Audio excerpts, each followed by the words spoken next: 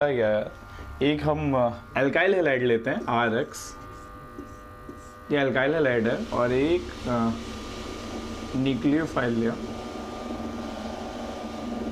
Nucleophile RX पर attack करेगा और हमारा बन जाएगा RNA plus X minus.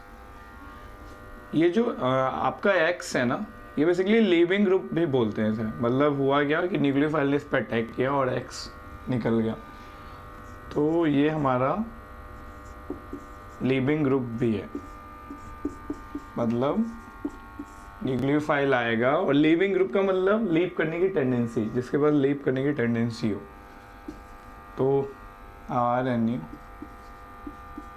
Plus leaving group, ठीक है ना।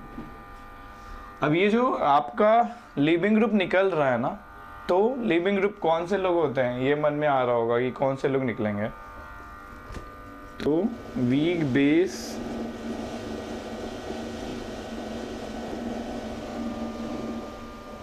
Bases are better leaving group.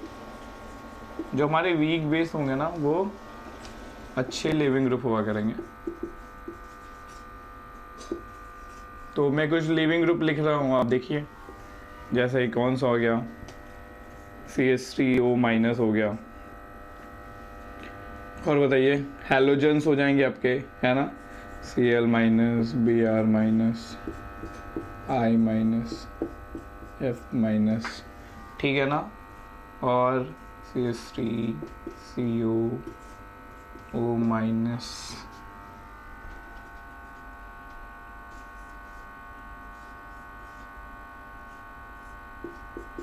ये देखिए आपके लीविंग ग्रुप्स हैं।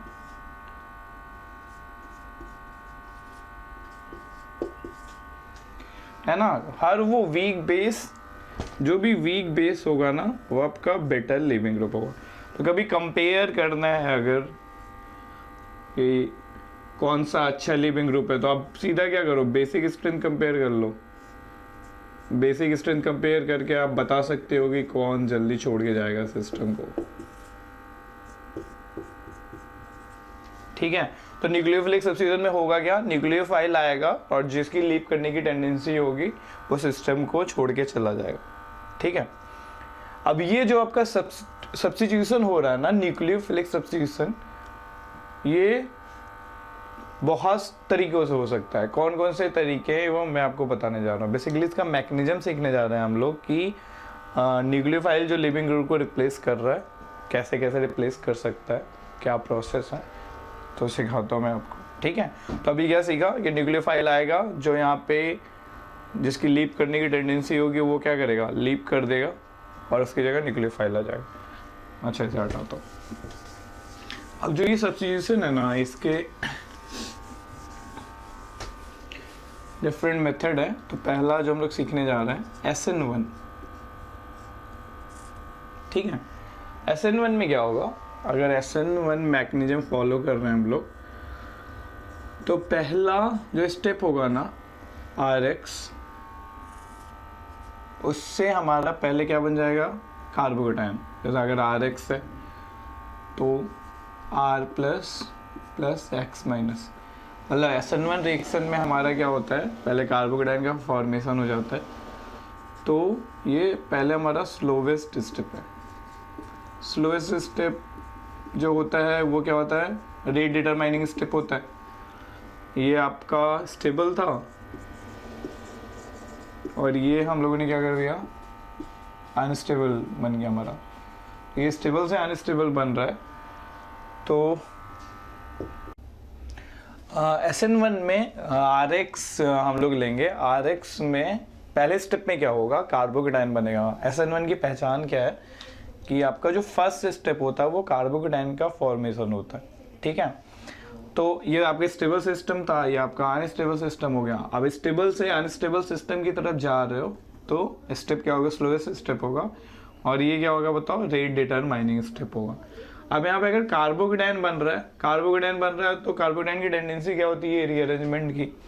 तो ये रीअरेंजमेंट होके क्या हो जाएगा बताओ, मोस्ट स्टेबल कार्बोकेटायन में अपने को चेंज कर लेगा, मोर रीअरेंजमेंट हो जाएगा, और यहाँ पे क्या हो जाएगा, मोर स्टेबल कार्बोकेटायन बन जाएगा,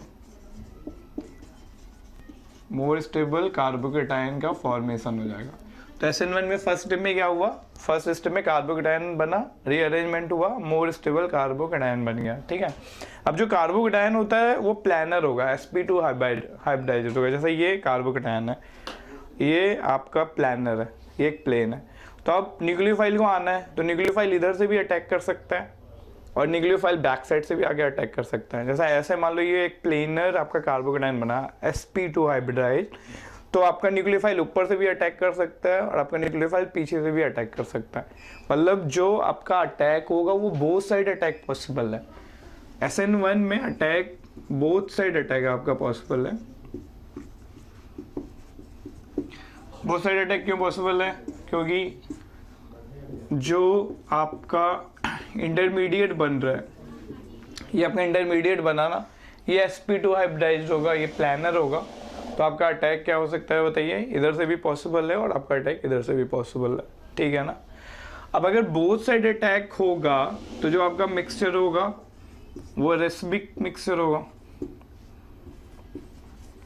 रेस्माइजेशन टेक प्लेस। रेस्माइजेशन टेक प्लेस क्यों बोल रहे हैं, रेस्मिक मिक्सचर का मतलब देखिए क्या है, रेस्मिक मिक्सचर का मतलब है आपका डी भी बन सकता है और आपका एल भी बन सकता है। क्यों, न्यूक्लियोफाइल इधर से भी लग रहा है, मान लो ये रोटेशन आपका डी है तो इधर से लगेगा तो ये क्या हो सकता है, एल हो सकता है। मतलब रिटेंशन भी हो रहा है। रिटेंशन का मतलब क्या होता है कि कॉन्फ़िगरेशन चेंज ना हो, जो पहले कॉन्फ़िगरेशन है वही कॉन्फ़िगरेशन बाद में रहे, रिटेंशन हो गया। जो कॉन्फ़िगरेशन पहले है वो चेंज हो जाए तो इन्वर्जन हो गया। जो कॉन्फ़िगरेशन पहले है वही कॉन्फ़िगरेशन बाद में रहे तो रिटेंशन हो गया। जो कॉन्फ़िगरेशन पहले है वो बाद में चेंज हो जाए तो इन्वर्जन हो गया। जैसे पहले आर था, आर का आर ही रहेगा। आर का मतलब क्या होता है बताओ, आर का मतलब होता है क्लॉकवाइज। अगर पहले क्लॉकवाइज था बाद में भी क्लॉकवाइज है तो रिटेंशन हो गया।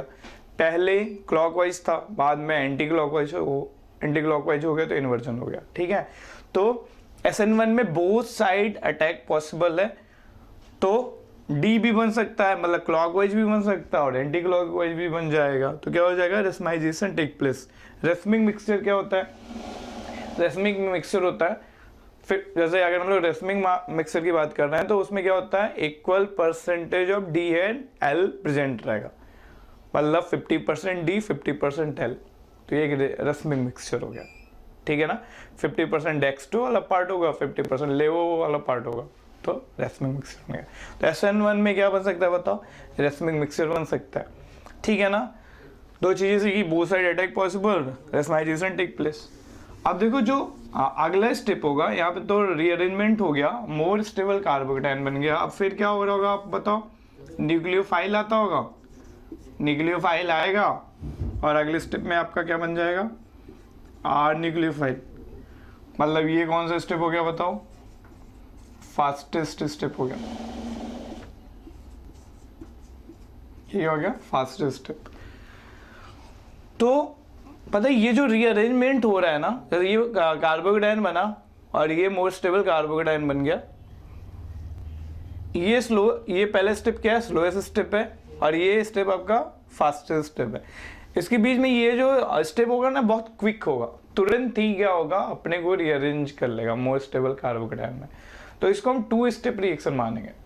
2 स्टेप रिएक्शन क्यों मानेंगे, पहला स्टेप क्या है जब कार्बोकेटायन का फॉर्मेशन हो रहा है और दूसरा स्टेप क्या है जब न्यूक्लियोफाइल आके इससे क्या हो रहा है, अटैच हो रहा है। ठीक है ना, ये पहला स्टेप कंसीडर किया, ये दूसरा स्टेप कंसीडर किया। ये रीअरेंजमेंट बहुत फास्ट होगा तो उसको कंसीडर नहीं कर रहे। ठीक है, क्या कंसीडर कर रहे हैं, इन जनरल 2 स्टेप रिएक्शन है। फर्स्ट स्टेप में कार्बोकेटायन का फॉर्मेशन होगा और अगले स्टेप में न्यूक्लियोफाइल आके अटैच हो जाएगा। ये फास्टेस्ट क्यों है, क्योंकि इसका प्लस चार्ज यहाँ पे चला गया। देखिए ये अनस्टेबल क्यों था, क्योंकि इसके ऊपर चार्ज नहीं था। जिनके ऊपर चार्ज नहीं होता वो स्पीसीज ज़्यादा स्टेबल होती है, तो ये स्टेबल था, अनस्टेबल बना, रीअरेंज हुआ, मोर स्टेबल कार्बोकेटायन हुआ। हमेशा जरूरी नहीं है कि रीअरेंजमेंट हो, पहले ही 3 डिग्री अगर बन जाए तो रीअरेंजमेंट तो नहीं होगा। तो अगर ज़्यादा स्टेबल सीधे बन गया तो सीधे क्या हो जाएगा, इससे तुम्हारा न्यूक्लियोफाइल आएगा और वो प्रोडक्ट बन जाएगा। तो इसलिए मैं बोल रहा हूँ इन जनरल ये 2 स्टेप रिएक्शन। ठीक है, अच्छा और देखिए इसका अगर रेट लिखे ना तो रेट में आप देखो न्यूक्लियोफाइल नहीं आ रहा है, तो इसका रेट क्या लिख सकते हैं, KRx। यहाँ पे तो कोई न्यूक्लियोफाइल नहीं है ना, जो स्लोवेस्ट स्टेप होता है उसी के रिस्पेक्ट में आप रेट लिखते हो। तो देखो यहाँ पे न्यूक्लियोफाइल तो नहीं आया था, तो R = KRx। इसको एलिमेंट्री, ये एलिमेंट्री रिएक्शन है ना, तो जो इसका पावर होगा, एलिमेंट्री रिएक्शन किसे बोलते हैं, जो सिंगल स्टेप रिएक्शन होती है उसे क्या बोलते हैं, एलिमेंट्री रिएक्शन बोलते हैं। ठीक है, तो R = KRx, इसका पावर 1 है, तो इसको हम लोग इसलिए क्या बोल सकते हैं कि ऑर्डर इस रिएक्शन का 1 है। और ये कौन सी रिएक्शन है बताओ, एक ही मॉलिक्यूल पार्टिसिपेट कर रहा है ना रिएक्शन में, इसलिए इसको क्या बोल सकते हैं, यूनिमॉलिक्यूलर। ठीक है ना। तो SN1 के बारे में क्या क्या सीखा बताओ। पहली चीज सीखी कि उसमें इंटरमीडिएट कार्बोकेटायन बनता है, और क्या सीखा, उसमें रीअरेंजमेंट पॉसिबल है, 2 स्टेप रिएक्शन होती है, ऑर्डर उसका क्या होता है बताओ, ऑर्डर 1 होता है। रेट जो होता है न्यूक्लियोफाइल के कॉन्सेंट्रेशन पे डिपेंड नहीं करता है, तुम रेट कितना भी बढ़ाते चले जाओ, SN1 के रेट पे कोई फर्क नहीं पड़ेगा। अगर न्यूक्लियोफाइल का कॉन्सेंट्रेशन आप बढ़ा रहे हो तो SN1 के रेट पे कोई फर्क पड़ने वाला नहीं है। SN1 का रेट कब बढ़ सकता है, जब आप RX का कॉन्सेंट्रेशन बढ़ाओ। यहाँ तक सीखा ना, ठीक है।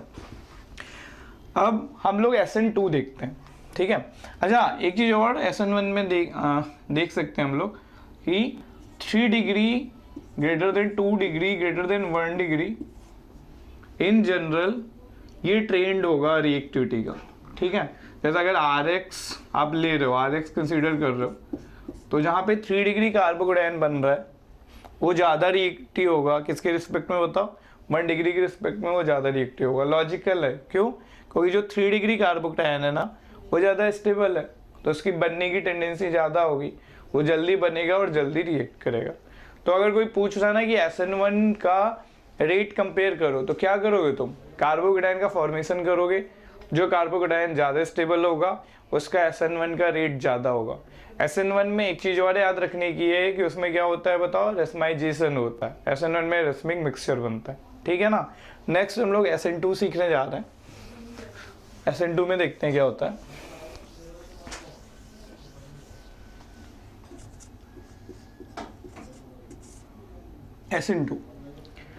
SN2 में एक ही स्टेप में रिएक्शन हो जाता है। जैसे होगा क्या कि ये हमारा RX और ये न्यूक्लियोफाइल है, तो पहले एक इंटरमीडिएट बनता है,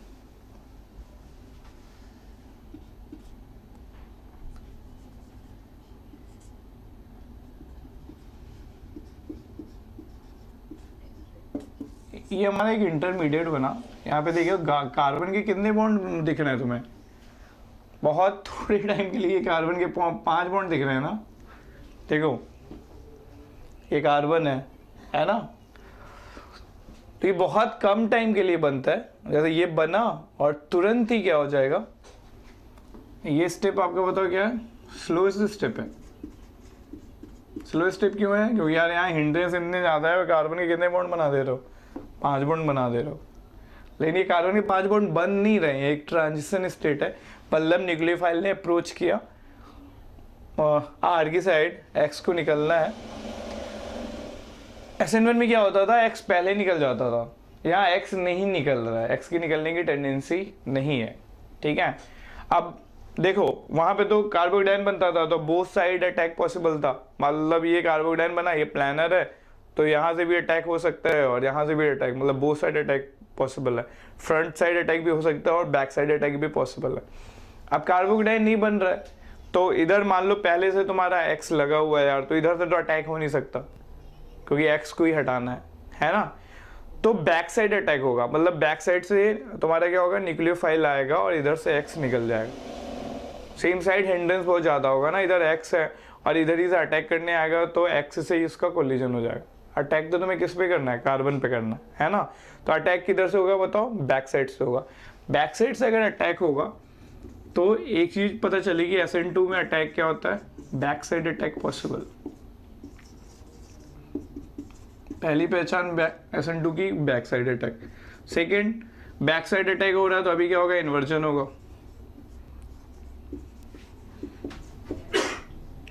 इसको क्या बोलते हैं, वार्डेन इन्वर्जन बोलते हैं।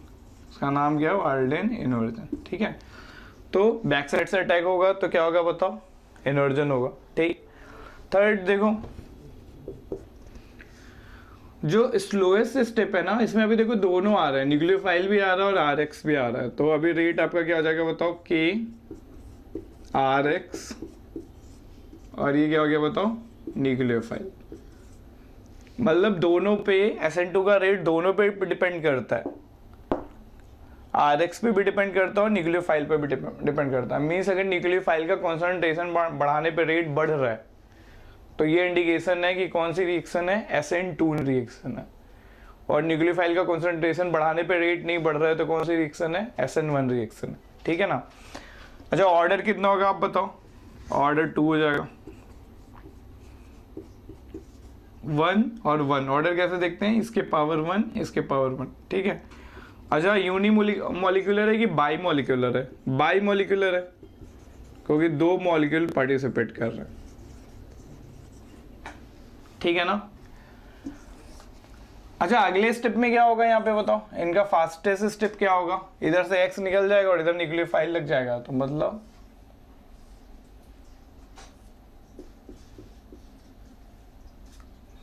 ये हो गया ना तुम्हारा,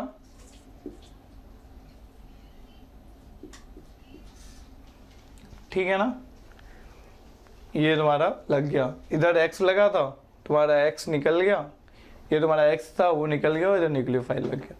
ठीक है ना। तो वो इसलिए लिख लिया हमने कि इन्वर्जन है, ऑर्डर 2 है, बाई मॉलिक्यूलर है।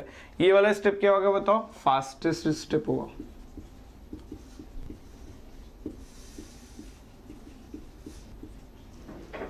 ठीक है। तो पता है ये सिंगल स्टेप होता है, ऐसा नहीं कि ये बना और फिर ये बहुत कम टाइम के लिए बनता है, सीधा यहां से आप यहां पहुंच जाओगे।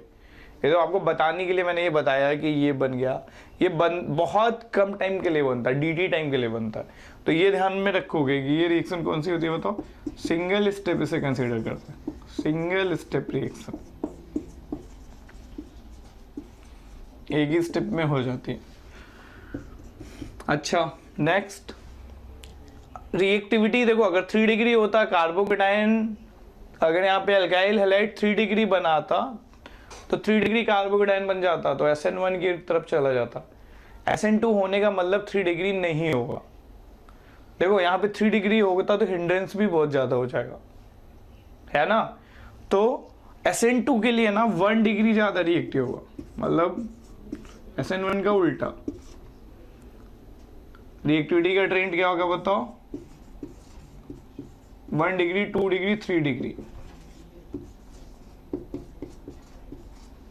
ठीक है, 1 डिग्री 2 डिग्री 3 डिग्री रिएक्टिविटी का ट्रेंड होगा किसके लिए, alkyl halide. 1 degree alkyl halide ज्यादा रिएक्टिव होगा 2 डिग्री से, 2 डिग्री ज्यादा होगा 3 डिग्री से, ये रिएक्टिविटी का ट्रेंड होगा। लॉजिक क्या है, अगर कार्बोकेटाइन बनाओगे तो 3 डिग्री कार्बोकेटाइन ज्यादा स्टेबल है, तो 3 डिग्री कार्बोकेटाइन ज्यादा स्टेबल होगा तो वो क्या बना लेगा, पहले कार्बोकेटाइन बन जाएगा और SN1 दे देगा।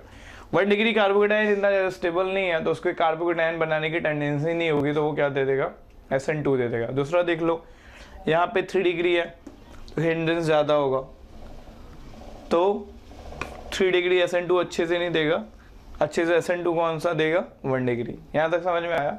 अब देखो मतलब जो बेसिक चीजें सीखने की क्या है, अगर दोनों को कंपेयर करें तो SN1 में कार्बोकेटाइन बनता है, SN2 में कार्बोकेटाइन नहीं बनता है, एक ट्रांजिशन स्टेट बनता है। ठीक है, SN1 में बोथ साइड अटैक पॉसिबल है, SN2 में बैक साइड अटैक पॉसिबल है। SN1 में रेसमाइजेशन होता है, D और L दोनों बनते हैं, SN2 में इन्वर्जन होता है। ठीक है, इन्वर्जन टेक प्लेस किसमें, SN2 में। SN1 क्या है, SN1 के रेट पे न्यूक्लियोफाइल के कॉन्सेंट्रेशन का इफेक्ट नहीं पड़ता। आप न्यूक्लियोफाइल का कॉन्सेंट्रेशन कितना भी बढ़ाइए, SN1 का रेट चेंज नहीं होगा। SN2 के रेट पे किसका फर्क पड़ता है, न्यूक्लियोफाइल के कॉन्सेंट्रेशन का फर्क पड़ता है। ठीक है ना। उसके बाद ऑर्डर इसका क्या होता है, SN1 का ऑर्डर 1 होता है, SN2 का ऑर्डर 2 होता है। SN1 क्या होता है, यूनिमोलिकुलर होता है, SN2 क्या होता है, बाईमोलिकुलर होता है। SN1 अच्छे से कौन देगा, 3 degree greater than 2 degree greater than 1 degree. SN2 अच्छे से कौन देगा, 1 degree greater than 2 degree greater than 3 degree. ठीक है, देखोगे कैसे पेपर में आएगा। अगर कोई SN1 का रिएक्टिविटी पूछ रहा है तो आप करो क्या, आप कार्बोकेटायन बनाओ, जो कार्बोकेटायन ज़्यादा स्टेबल है उसका SN1 ज़्यादा होगा। कोई SN2 का पूछ रहा है तो SN1 का रेट निकाल के SN2 के लिए रिवर्स कर दो। ठीक है ना, हमेशा तुम कार्बोकेटायन बना के चेक कर लिया करो, ये ट्रिक है। कार्बोकेटायन बनाओ, कार्बोकेटायन ज़्यादा स्टेबल तो SN1 अच्छे से देगा, अगर कार्बोकेटायन ज़्यादा स्टेबल नहीं है तो वो अच्छे से SN1 नहीं देगा। ठीक है ना, यहाँ तक हम लोगों ने सीखा। अब हम इफेक्ट ऑफ सॉल्वेंट देखते हैं। अगर डिफरेंट टाइप का सॉल्वेंट लेंगे तो क्या फ़र्क पड़ेगा SN1 और SN2 में, मैं बताता हूँ आपको। ठीक है, मैं बताता हूँ कि सॉल्वेंट का क्या रोल आ जाता है। 2 टाइप के सॉल्वेंट हम लोग लेते हैं। बेसिकली हम लोग SN1 और SN2 के लिए ना पोलर सॉल्वेंट लेते हैं। अब पोलर सॉल्वेंट हमारे पास 2 टाइप के होते हैं, पोलर प्रोटिक और पोलर एप्रोटिक।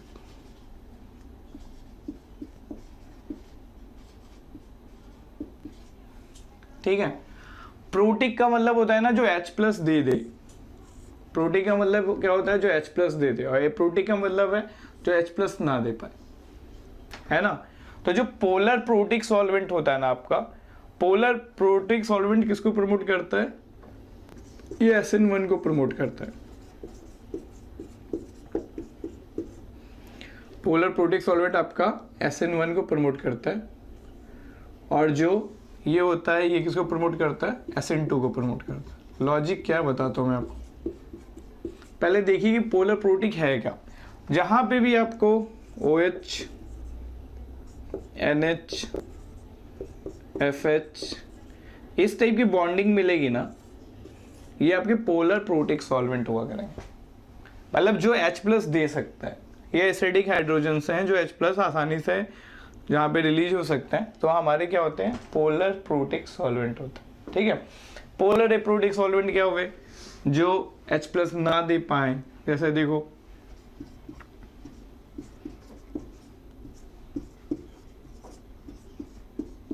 ये हो गया, देखो यहाँ पे NH बॉन्डिंग नहीं है ना आपकी,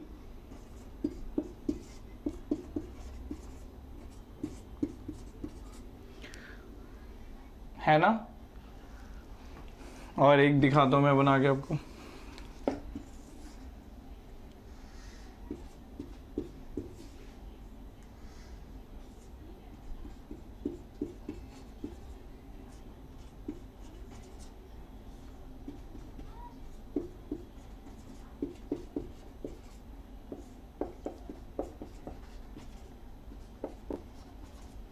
देखो ये लोग क्या है, कुछ एग्जाम्पल है पोलर एप्रोटिक के।